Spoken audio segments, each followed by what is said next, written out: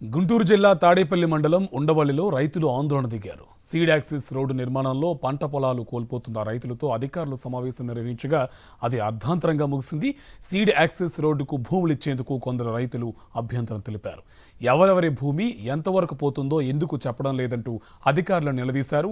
భూసేకరణ ద్వారా భూమి తీసుకుంటారా లేక భూ సమీకరణ ద్వారా తీసుకుంటారా అనేది ఎందుకు చెప్పడం లేదంటూ ప్రశ్నించారు రైతులు. అయినా కొంతమంది రైతులకు మాత్రమే సమాచారం ఇవ్వడం పైన అభ్యంతరం తెలిపారు. ఇదే అంశకు సంబంధించి మరింత సమాచారం మా కరెస్పాండెంట్ అశోక్ మనకి లైవ్ లో అప్డేట్స్ అందిస్తారు. అశోక్, అప్డేట్స్ ఏంటి? ఈ సీడ్ యాక్సిస్ రోడ్డు పైన రైతులు అభ్యంతరం చెప్తున్నారు. ఎవరెవరిది ఎంత భూమి పోతుందో కూడా చెప్పడం లేదని కూడా రైతులు ఆందోళన వ్యక్తం చేస్తున్నారు. అప్డేట్స్ ఏంటి?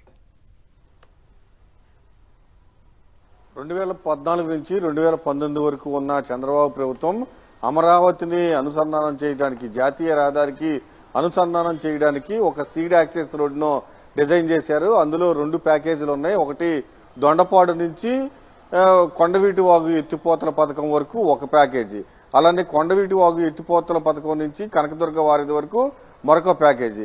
అయితే మొదటి ప్యాకేజీ పనులు అప్పట్లో ప్రారంభించారు. అయితే దొండపాడు నుంచి కొండవీటి వాగు ఎత్తిపోతల పథకం వరకు సంబంధించిన ప్యాకేజీ పూర్తిగా అప్పట్లో రైతులు వ్యతిరేకించారు. దాన్ని దొండపాడు నుంచి మంత్రి సత్యనారాయణరాజు ప్రకృతి ఆశ్రమం వరకే వేయటం జరిగింది. అక్కడి నుంచి ఎత్తిపోతల పథకం వరకు వేయడానికి పూర్తి స్థాయిలో అప్పట్లో రైతులు ఆందోళన వ్యక్తం చేశారు. ఖచ్చితంగా మేము 3 పంటలు పండుతాయి మా భూముల్లో, మేము భూములు ఇచ్చే ప్రసక్తే లేదంటూ వందలాది మంది కోర్టుకు వెళ్లారు. కోర్టులో కూడా ఇంకా కేసులు నడుస్తూనే ఉన్నాయి.